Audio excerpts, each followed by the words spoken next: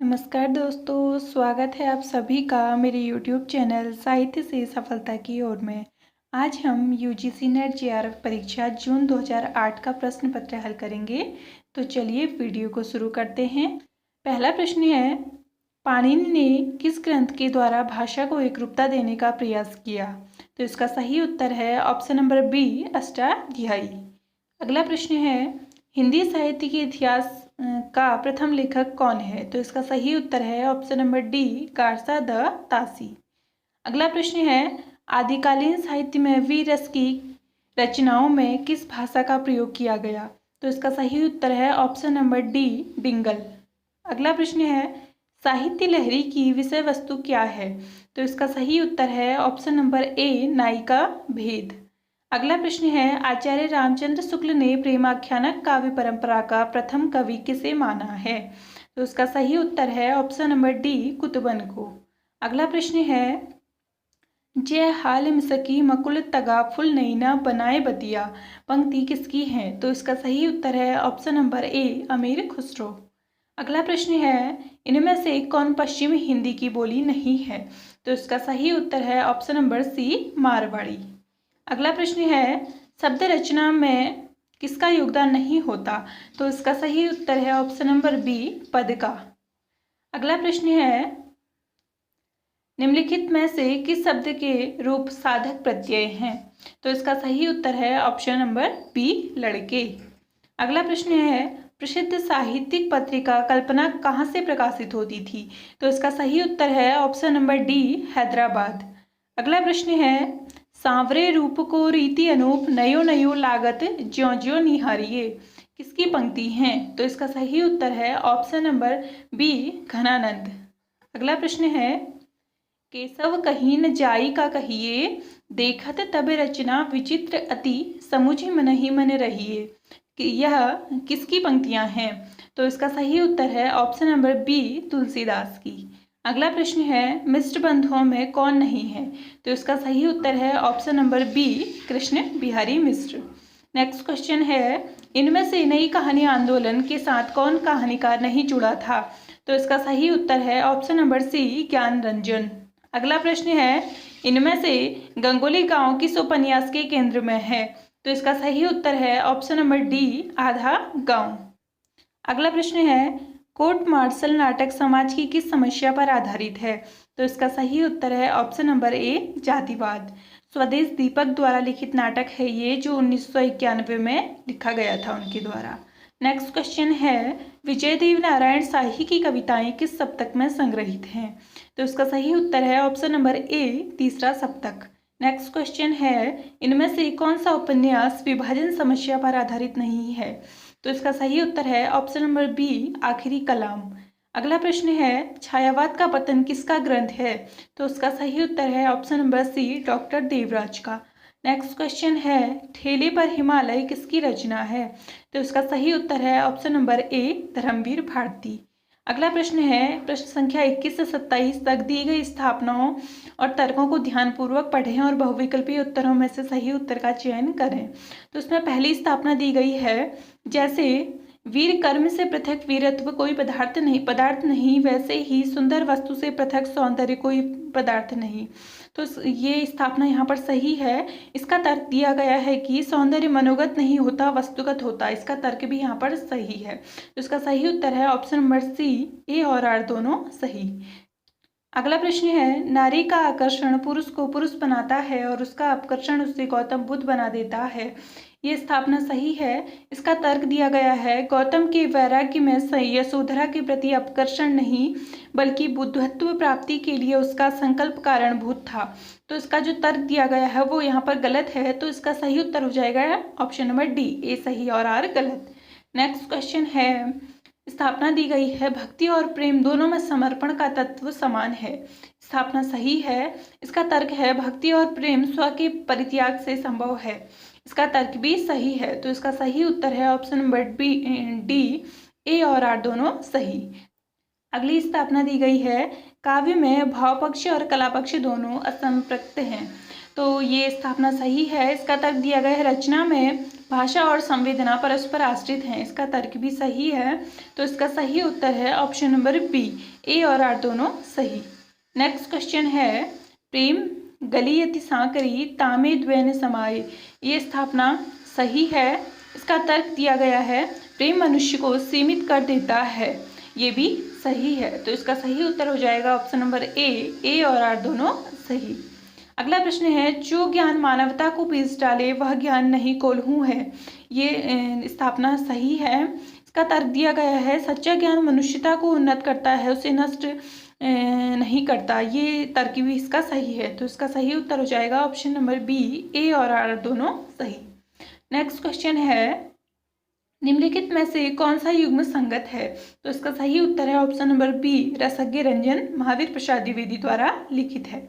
Next question है, निम्नलिखित में से कौन सा युग्म असंगत है? तो इसका सही उत्तर है option number C, Krishna Geetavali, क्योंकि कृष्ण गीतावली तुलसीदास जी के द्वारा लिखी गई है, ना कि सूरदास जी के द्वारा। नेक्स्ट क्वेश्चन है, निम्नलिखित में से कौन सा युग्म असंगत है? तो इसका सही उत्तर है option number A, Madhavi. Madhavi Bhisham Sahni के द्वारा लिखा गया है 1983 में से। अगला प्रश्न है, प्रकाशन काल की दृष्टि से कौन सा अनुक्रम सही है? तो इसका सही उत्तर है ऑप्शन नंबर सी, श्यामा स्वप्न जगमोहन सिंह के द्वारा 1888 में लिखा गया था। माँ विश्वंभर नाथ शर्मा कौशिक के द्वारा 1929 ईस्वी में लिखा गया था। सती मैया का चौरा भैरव प्रसाद गुप्त के द्वारा 1959 ईस्वी में लिखा गया था। सोना माटी विवेकी राय जी के द्वारा 1983 ईस्वी में लिखा गया था। अगला प्रश्न है, कालक्रम की दृष्टि से निम्नलिखित कहानियों का सही अनुक्रम क्या है?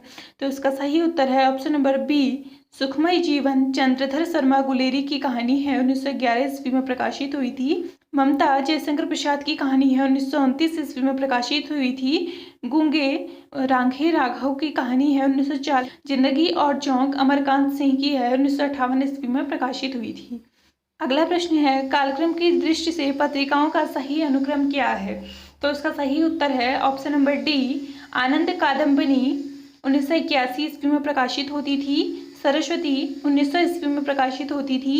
श्री शारदा नर्मदा प्रसाद मिश्र के द्वारा 1916 ईस्वी में से प्रकाशित किया जाता था। प्रतीक पत्रिका गेजी के द्वारा 1947 ईस्वी में प्रकाशित होती थी। अगला प्रश्न है, निम्नलिखित काव्य संग्रहों के प्रकाशन का सही अनुक्रम क्या है? तो इसका सही उत्तर है ऑप्शन नंबर सी, यानी ग्रंथि 1920 ईस्वी में प्रकाशित हुई थी। पल्लव 1926 ईस्वी में प्रकाशित हुई थी। वीणा 1927 ईस्वी और गुंजन 1932 ईस्वी। नेक्स्ट क्वेश्चन है, कालक्रम की दृष्टि से यशपाल के निम्नलिखित उपन्यासों का सही अनुक्रम क्या है? तो इसका सही उत्तर है ऑप्शन नंबर ए, दादा कामरेड 1941 ईस्वी में प्रकाशित उपन्यास है। देशद्रोही 1943 ईस्वी में प्रकाशित उपन्यास है।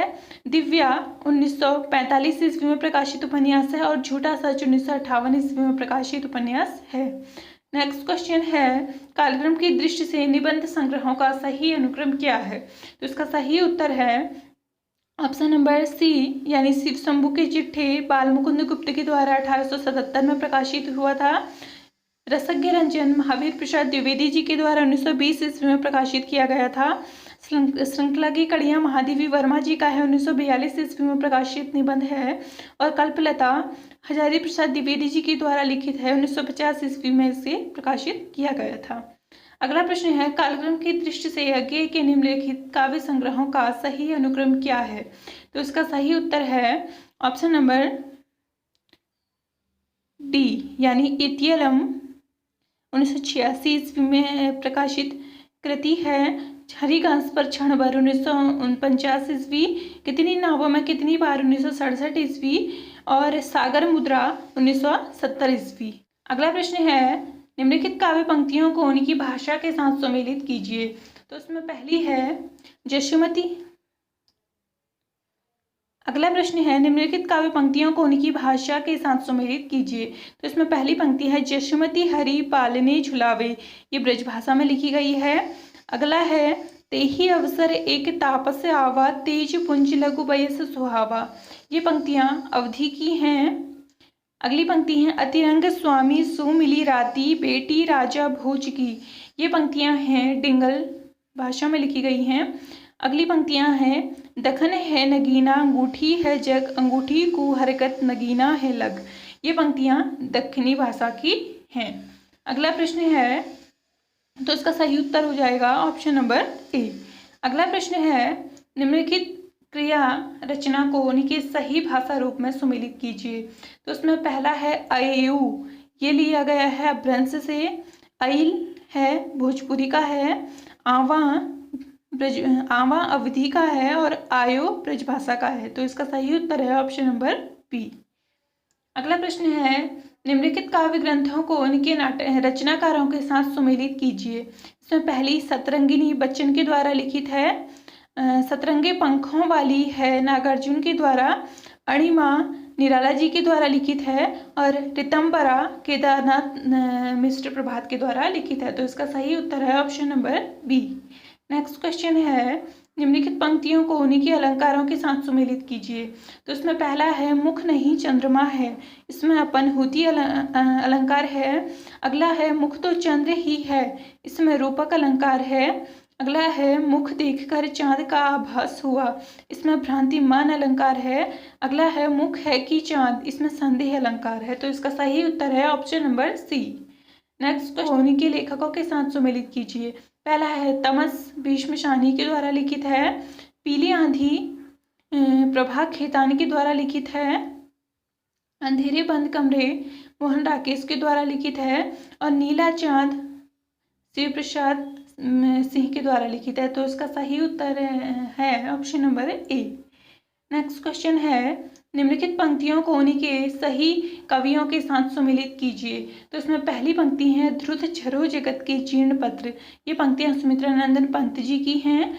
अगली पंक्ति है, यह तीसरा आदमी कौन है, मेरे देश की संसद मौन है, ये पंक्तियां हैं धूमिल की। अगली पंक्ति है, तोड़ने ही होंगे मठ और गढ़ सब, ये पंक्तियां हैं मुक्तिबोध की हैं। अगली पंक्ति है, आ गई प्रेमवत केस कंबली गुफा गेह, ये पंक्तियां अज्ञे जी की हैं। तो इसका सही उत्तर है ऑप्शन नंबर डी।